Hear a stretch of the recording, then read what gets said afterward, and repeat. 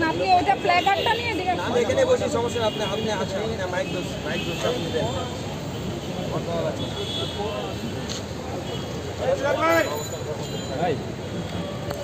সাত্তার ভাই,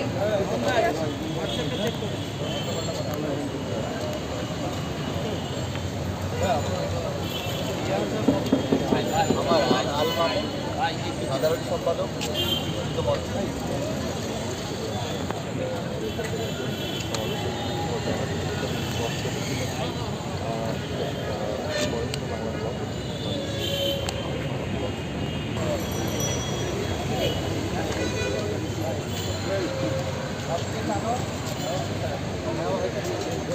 আন্দোলন করছে, তাদের যৌক্তিকতা কতটুকু আছে না আছে সেটা আমরা জানি না, কিন্তু আমরা অবশ্যই এইসব সন্তানদেরকে আমরা শ্রদ্ধা করি।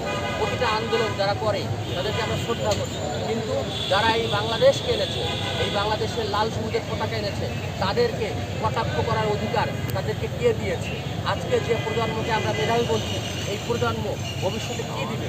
তারা দেখেন, আপনারা দেখবেন যে তারা এইখানে এই শাহবাগটাকে অবরোধ করে মানুষের যানজট সৃষ্টি করছে, বিভিন্নভাবে মানুষকে হয়রানি করছে। এ থেকে অন্তত এটা প্রমাণিত হয় যে বাংলাদেশে যে ঘুষ দুর্নীতির যে মহা উৎসব চলছে সরকারি চাকরিতে, সেই সরকারের মধ্যে ঢোকার জন্যই তারা পায়তারা করছে। আপনারা এই নতুন প্রজন্মকে জিজ্ঞাসা করুন, তারা কি কখনো এই যে ছাগল কাণ্ডে যে মজুর তার বিরুদ্ধে কি কথা বলেছে? বেনজির যে হাজার হাজার কোটি টাকা দুর্নীতি করেছে তার বিরুদ্ধে এই তরুণ সমাজ কথা বলেছে? তারা কিন্তু এর বিরুদ্ধে কথা বলেছে। আজকে যেসব নারীরা এখানে দাঁড়িয়েছে তারা দেখবেন জাতীয় সংসদে নারী কোটা রয়েছে, সেই সংসদে 15% নারী কোটা রয়েছে, তারা কি সেটার বিরুদ্ধে কখনো কথা বলেছে? এই নারীরা কি সংসদে যেতে চায়? তারা কখনোই সংসদে যেতে চায় না, এদেশের মানুষের দায়িত্ব নিতে চায় না।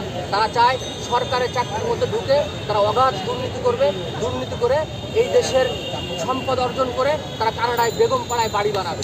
আপনারা দেখবেন কানাডায় যারা বেগমপাড়ায় বাড়ি বানিয়েছে তাদের প্রায় অধিকাংশই সরকারি চাকরিজীবী। তাদের বিরুদ্ধে কি এই সরকার তাদের লিস্ট কি প্রকাশ করেছে?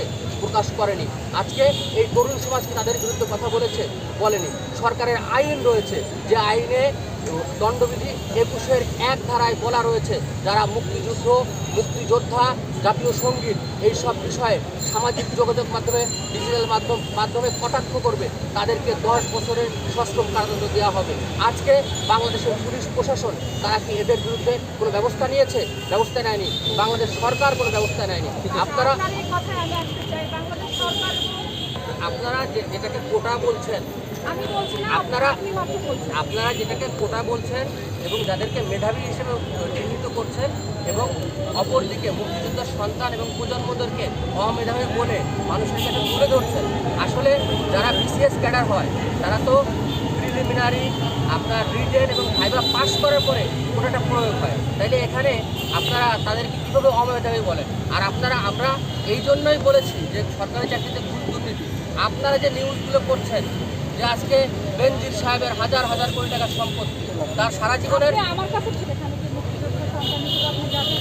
আমরা বিশ্বাস করি যারা মুক্তিযোদ্ধার সন্তান তারা অবশ্যই দেশপ্রেমিক, দেশকে তারা ভালোবাসে এবং দেশ এবং সরকারের জন্য, রাষ্ট্রের জন্য তারা নিবেদিতভাবে কাজ করে। রাষ্ট্র তাদের যে সুযোগ দিয়েছে সেই সুযোগ অবশ্যই তারা রাষ্ট্রের জনগণের জন্য কাজ করবে। আর কোটা যে ব্যবস্থাটা আপনারা বলছেন যে এই 56 বছরে কোটা 38 বছর বাংলাদেশে কোটা প্রয়োগ হয়নি। 19